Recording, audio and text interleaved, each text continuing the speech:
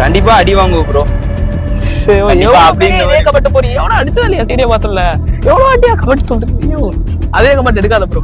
இவனுக்கு தெரிஞ்ச ஒரே கேரக்டர் தோனி, அதுவும் அரைகுறை.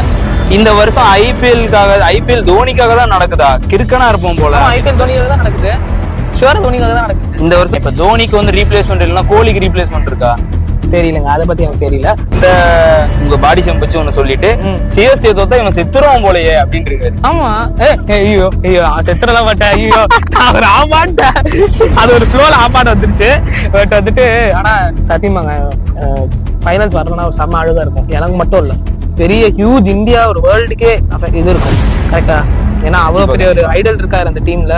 சோ அவர் வந்துட்டு அவரோட லாஸ்ட் டான்ஸ்ல ஒரு கப் அடிச்சா சந்தோஷமா போகணும்னு இருப்பாங்க. கரெக்டா? பேசுறது தெரியல. நான் சொல்லிட்டேன், நான் எம்எஸ்சிக்காக வரேன், எம்எஸ்சிக்காக தான் வரேன் ஷுவரா அவருக்காக தான் வரேன். அடுத்த வருஷம் இந்த மாதிரி ஃபேன்லாம் பாப்பீங்க.